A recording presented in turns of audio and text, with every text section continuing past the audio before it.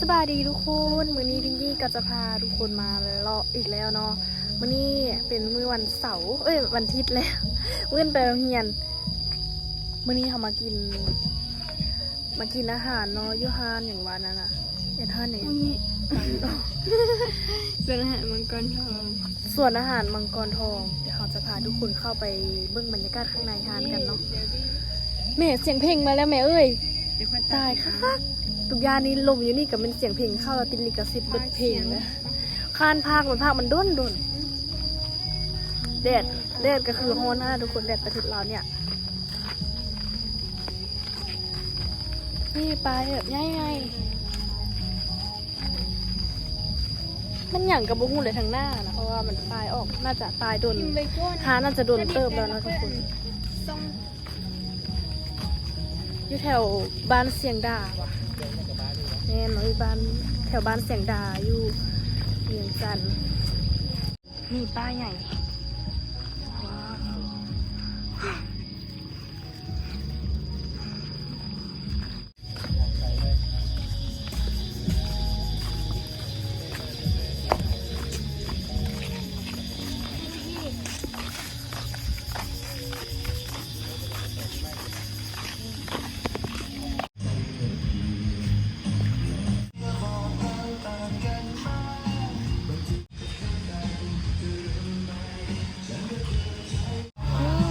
นี่บอก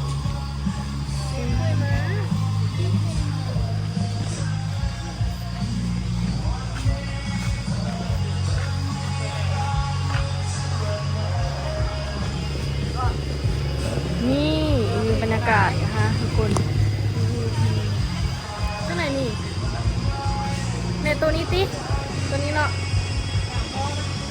ตัวนี้ติเพราะ เรื่องอะไรเนี่ย วันนี้บอ อั ก นนี้จะลอยใจซ้อมมาเลยป่ะ เนาะ ทานเดียว ปิดอันนี้ โกงพัดหนามปลอมวะ กงผัด ถ้า นา ขางเต็มก็เลยบอกถ้าขางเต็มเยอะกระทั่งเนี่ยเยอะกระตุ้นเนี่ยแล้วเนี่ย ไป อันนี้ก็ได้ น้องหมา มาสิไทยโฮมให้ เรียกได้มึงดาวลงโดนเรามาชิม ดับยา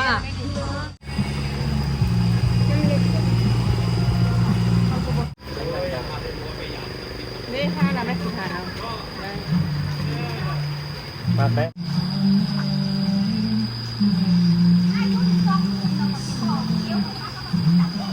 นี่ไม่ก็เป็นเลย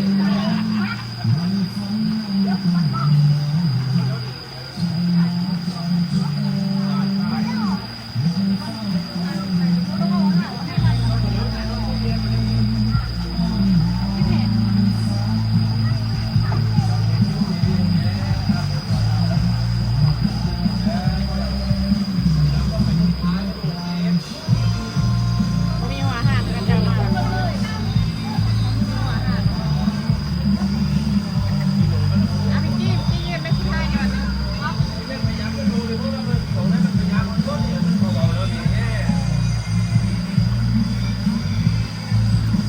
่าสองคนนี้ลงเป็นกับโลกเลย ลายหอมสีแดงสีเหลืองสีขาวสลับกันลายขนาด ก็จะเอาอาหารมาไปใส่บอกซื้อว่ะมีบ้านซื้ออ่ะ สื่อเราเนี่ยครับสื่อน้ำเขาครับสื่อน้ำเขาเห็นไหม คือมันว่ากันได้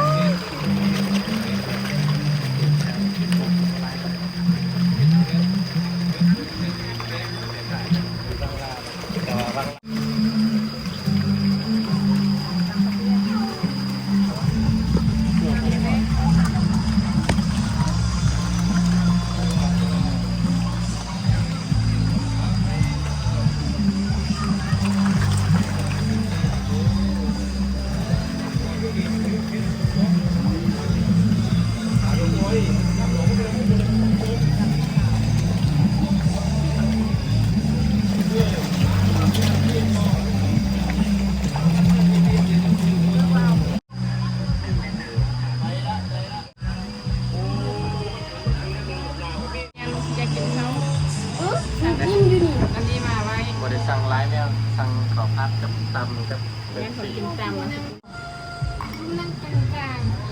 น้ำก้นก็เป็นซีเรียสอันนี้วะ เขาจะเอ็ดเองดิ ย่างสะอาด วันนี้มากินตำเนาะพาพิงกี้มากินตำได้วันนี้สั่งข้าวผัดมาให้จานหนึงยันกินตำแล้วสิหิวข้าว ตำอย่างแม่ร้านจาน ตำข้าวเปียกตำมีขาว2 อย่าง คือมะม่วงราคาบ่ บ่รุ่นเอา มาไล่แล้วเราไม่ค่อยเสียตาย บ่มีเหรอ ไม่50บ่ จุดก่อนจุดก่อนจุดก่อน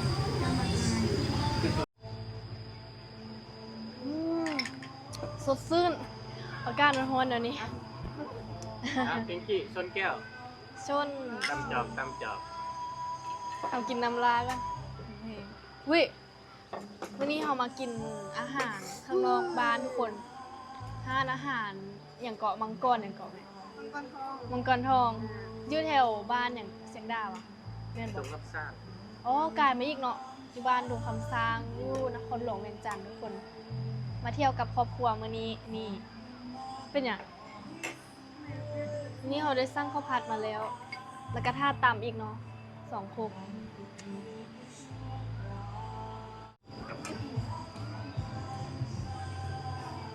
เอาเขาเห็นลูกกัน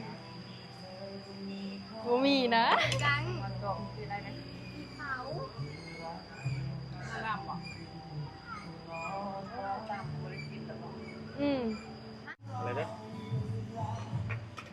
พ่อแม่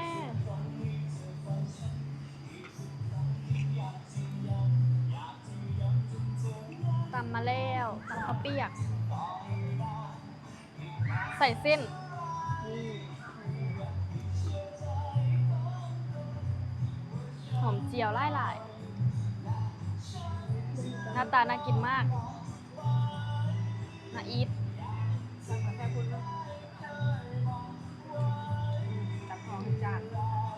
โอ้แม่เส้นคือยาวแท้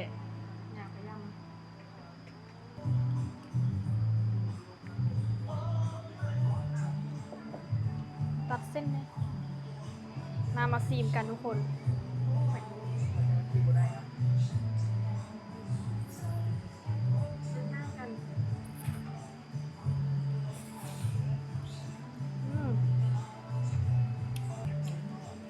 ได้อยู่ส้มโพดเนาะ ปลาหมึก ปลาหมึกอันนั้นนะปลาหมึกอันนั้นไม่เป็นที่มีหนูจะกิน ไม่ว่าเป็นอะไรแบบได้อยู่แต่ไปแดกแป๊กๆนะค่อยมากเลย ปลาแดงแกงเถอะ เหม็น เดี๋ยวพี่เตี้ยบุญปลาหมึกให้ ตำเผ็ดแล้วแม่กินได้อยู่นะ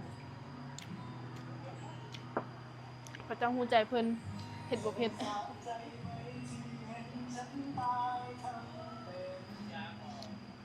ลูกของมันเป็นอะไร หายแล้วตำไม่ขาว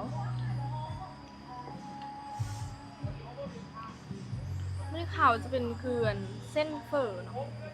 คล้ายๆเส้นเฝอ นี่ถาม นี่ กินแม่นี่ห่วยตัวเน่าก ระแซบปาดแอนเส้น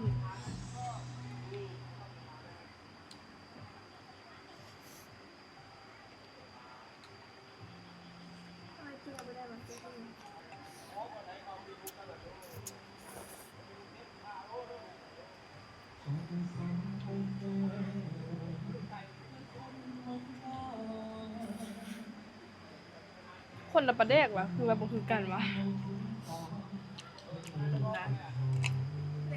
ได้อยู่ได้อยู่ โมเสสตัวนี้จะทำ เนาะตัวนั้นแซ่บกว่า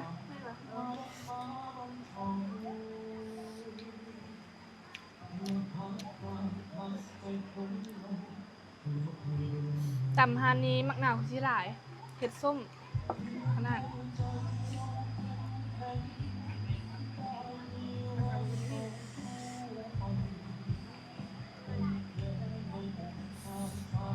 เดี๋ยวนี้ไปกินกาแฟแล้วก็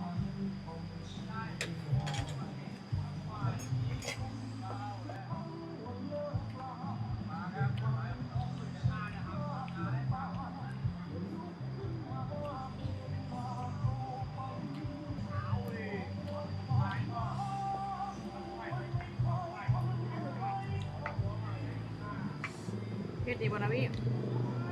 เผ็ดสะใจ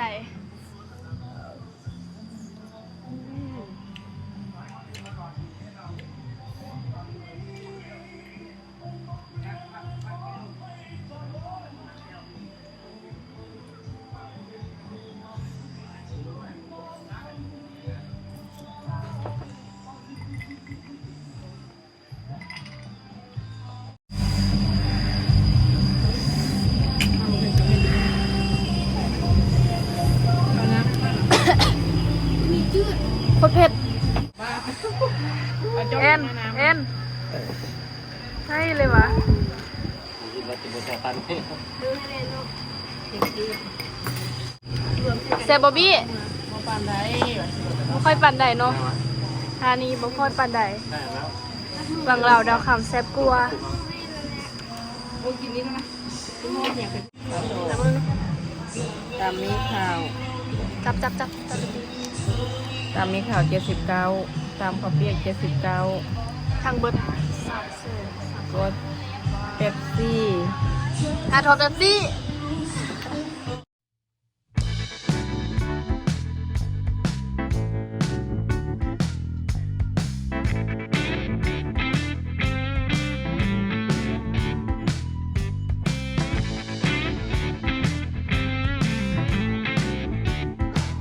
เราเห็นมานี่อยู่ฮานแถวนี้มีมานะเมื่อกี้นี่เขาเจ้าขังไว้ก็มีแล้วอยู่บ้านนี่ก็มีคือกันก็จะไปกันนี่เห็นบอกเปิดดูจะเห็นชัดๆนี่อ่ะ